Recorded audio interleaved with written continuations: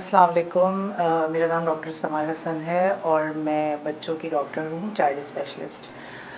रमज़ान के हवाले से स्पेशली मैं आप लोगों को थोड़ा बहुत बच्चों की सेहत के हवाले से गाइड करूँगी और मेरा मौज़ू यही होगा कि रमज़ान और बच्चों की सेहत, क्योंकि मैंने देखा है कि ज़्यादातर माएँ जो होती हैं वो अपने बच्चों की सेहत के बारे में बहुत कंसर्न होती हैं, स्पेशली रमज़ान के महीने में।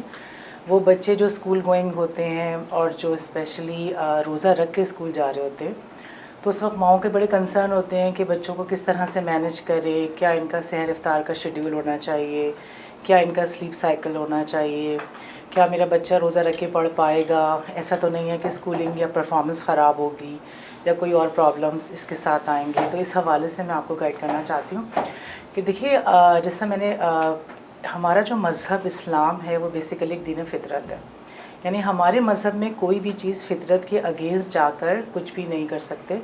यानी जो भी सिस्टम बना हुआ है वो इबादत का सिस्टम है या जो भी दूसरे मामलात हैं, चाहे वो सोशल हों, कुछ भी हो, तो उसमें जो हमें गाइडेंस इस्लाम देता है वो बेस्ट है। इसीलिए रोज़ा कोई हार्मफुल चीज़ नहीं है। रोज़ा इनफैक्ट जो कहते हैं बदन की ज़कात है, इसी तरह से है। रोज़े की सेहत पे अच्छे असरात भी होते हैं।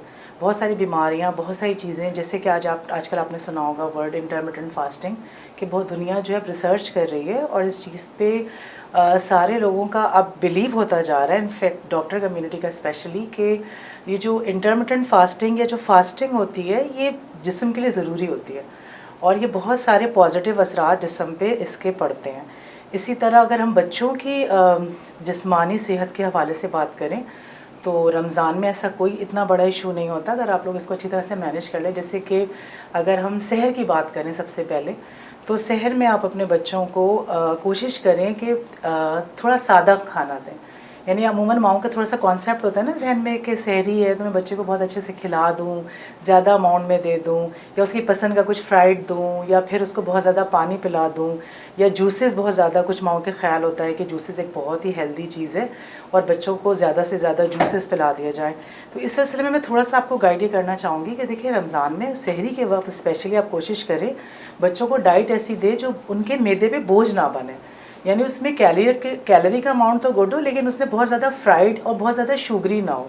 यानी बहुत स्वीट चीज़ें जैसे सर्व की जाती हैं सहरी में, या फिर ऐसा होता है कि बहुत ज़्यादा ऑयली चीज़ें जैसे पराठे हैं, फ्राइड चीज़ें हैं, कबाब हैं, कुछ और ऐसी चीज़ें जिसमें ज़्यादा ऑयल इस्तेमाल होता है, वो चीज़ें अवॉइड करके थोड़ा सादा चीज़ें बच्चों को सहरी में दें और एक अप्रोप्रिएट क्वांटिटी में हो। यानी बहुत ज़्यादा खाने से वो उसका बहुत अच्छा से रोज़ा नहीं गुजरेगा, बल्कि इनफैक्ट ऐसा होगा कि वो ड्राउजी हो जाएगा, स्कूल परफॉर्म अच्छा नहीं कर पाएगा। कभी कभी तो ऐसा होता है एब्डोमिनल पेन की कंप्लेन करते हैं बच्चे। तो ये चीज़ें का थोड़ा सा ख्याल करें, सहरी में बैलेंस लेके चलें।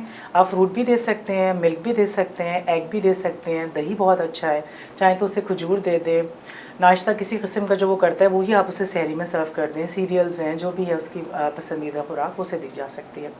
उसके बाद अगर आप स्कूल की परफॉर्मेंस के हवाले से अगर देखेंगे, जैसे स्कूल में अगर कोई एक्सरसाइज है या पीटी का पीरियड है या असेंबली है, उसमें होता है माओ को हमारा बच्चा फेंट हो जाएगा अगर खड़ा रहेगा, लॉन्ग टर्म रोज़ा है, सहरी है, डिहाइड्रेशन हो जाएगी। तो आज वैसे आजकल अगर हम कराची की बात करें या पाकिस्तान का ओवरऑल अगर हम क्लाइमेट देखें तो इट्स वेरी गुड, इतना अच्छा है। ह्यूमिड भी बहुत ज़्यादा नहीं है, बहुत ज़्यादा वेदर हॉट भी नहीं है, मॉडरेट क्लाइमेट है, तो इसमें बहुत कम चांसेस हैं कि बच्चा इस तरह से डिहाइड्रेशन का शिकार हो। तो इनफैक्ट आजकल के रोज़े तो खैर बहुत ही अच्छे जा रहे हैं। जैसे पहला रोज़ा आज आपने देखा, तो रोज़े के हवाले से जैसे माइल्ड एक्सरसाइजेज़ हैं या वॉक है, या स्कूल के अंदर अगर कोई थोड़ा बहुत पीटी या कुछ इस तरह की एक्सरसाइज होती है तो उसमें कोई भी हर्ज नहीं है, वो रोज़े में की जा सकती है। और अगर उसके बाद स्कूल में भी मैंने देखा है कि बच्चों का आजकल जैसे रिवीजन ही चल रहे हैं ना, क्योंकि फिर उसके बाद पेपर्स हैं, तो उसमें कोई हर्ज नहीं है, बच्चे अपना स्कूल में परफॉर्म करेंगे उसी तरह से, फिर आके अगर वो सोना चाहे आराम करें, जैसा भी है। और इफ़्तार के हवाले से स्पेशली मैं यही कहूँगी, अगेन मेरी वही सारी हिदायत होंगी इफ़्तार के हवाले से, कि देखिए इफ़्तार में भी जैसे माओं को बड़ा होता है ना कि हमारे बच्चे ने रोज़ा रखा है तो हम उसकी पसंद के लिए कुछ स्पेशल कुकिंग करें और कुछ ऐसा बनाए जो उसे पसंद है। अमूमन बच्चे फ्राइड तला हुआ ये सब ज़्यादा पसंद करते हैं, तो उसमें भी एतदाल रखें। यानी उसने एक रोज़ा नहीं रखना, उसने पूरे 30 रोज़े तक आपने इसको पूरे महीने को लेकर जाना है। तो एतदाल वही क्वांटिटी लिमिटेड हो या फिर इतनी हो कि उसके ऊपर मैदे पे बोझ ना बने, बहुत ज़्यादा ऑयल का इस्तेमाल ना हो। और मैंने देखा स्पेशली कोल्ड ड्रिंक्स का बड़ा ट्रेंड है कि लोग चाह रहे होते हैं कि इफ़्तार में, क्योंकि प्यास भी लग रही होती है, तो वो कोल्ड ड्रिंक्स या सॉफ्ट ड्रिंक्स इस्तेमाल करते हैं। तो उसके तो वैसे ही बहुत ज़्यादा नुकसान आते हैं। जैसे हम तो जनरली भी रमज़ान के अलावा भी उसे डिस्करेज करते हैं और हम चाहते हैं कि बच्चों को कम से कम ये जो सॉफ्ट ड्रिंक्स है या शुगरी ड्रिंक्स दी जाएँ, इसलिए क्योंकि वो बच्चों की सेहत पे बहुत बुरा असर डालते हैं। अगर आप एक ग्लास कोल्ड ड्रिंक की बात करते हैं तो उसमें कैलोरी की अमाउंट तो खैर होता ही बहुत ज़्यादा है, लेकिन उसमें शुगर बहुत ज़्यादा होती है, स्वीट बहुत ज़्यादा होती है, और वो बच्चों की सेहत के लिए बिल्कुल भी अच्छा नहीं है। फिर वो कार्बोनेटेड होता है। तो इस वजह से ये तमाम चीज़ें, इस वजह से कोशिश करें कि इफ्तार में कोल्ड ड्रिंक्स का इस्तेमाल ना किया जाए। सबसे बेहतरीन मशरूब तो खैर अल्लाह की तरफ से दिया हुआ सादा पानी है। पानी का आप इस्तेमाल करें ज़्यादा, लेकिन अगर उसमें कोई फ्लेवर ऐड करना है तो उसमें आप नींबू पानी का इस्तेमाल कर सकते हैं, लस्सी का इस्तेमाल कर सकते हैं, सत्तू का इस्तेमाल कर सकते हैं। जो नेचुरल सोर्सेज से जो भी ड्रिंक्स हैं वो सबसे बेस्ट हैं। अगर इस तरह की चीज़ों को आप इनकरेज करें इफ़्तार के वक्त तो ये बेस्ट है। इफ़्तार में इस तरह से करें। फिर दूसरा इशू ये आ जाता है बच्चों का कि स्लीप के प्रॉब्लम्स होते हैं। 10 मिनट हो गए?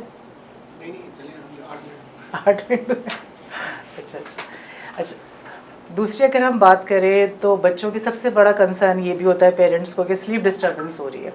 Sleep disturbance in a sense कि बच्चा सहरी में उठ रहा है, अर्ली उठ रहा है, और रात को सोने में मुश्किल हो रही है उसको, कि देर से सो रहा है, तो फिर उसकी साइकिल, जैसे स्लीप साइकिल डिस्टर्ब होता है। अगर नॉर्मली जनरली एक गुड जो है वो स्लीप अगर 7 to 8 आवर्स की है तो वो 4-5 आवर्स की मिनिमाइज़ हो जाती है। तो उसको भी मैनेज इस तरह से किया जा सकता है कि आप अर्ली स्लीप साइकिल को प्रमोट करें, यानी कि बच्चे को बहुत देर तक जागने नहीं दें। कोशिश करें आपका बच्चा थोड़ा जल्दी सो जाए, यानी उसने इफ्तार किया है, उसके बाद उसने थोड़ी अपनी रूटीन में जो भी एक्टिविटी है वो की, नमाज़ें पढ़ी, जो थोड़ी बहुत इबादत, स्कूल का काम, वो सब किया, और इनकरेज करें कि 9 बजे तक अगर वो सो जाता है तो फिर उसमें ये होगा कि अगर वो सहर में उठता है और उसके बाद वो कंटिन्यू करता है, यानी कि वो फजर के बाद नहीं सोता और फिर स्कूलिंग शुरू हो जाती है, तो उसमें ये होगा कि वो एक्टिव रहेगा ड्यूरिंग द डे, स्कूल में भी एक्टिव रहेगा क्योंकि वो ऑलरेडी अपनी स्लीप कंप्लीट कर चुका होगा। और अगर डे टाइम में वो ज़्यादा सोएगा तो ऑब्वियसली फिर ये प्रॉब्लम आएगी कि फिर वो रात में जल्दी नहीं सोएगा। उससे ये होगा कि देखिए, जो रात की स्लीप है अल्लाह की कुदरत है कि वो वही बच्चे की सेहत पे अच्छा असर डालती है।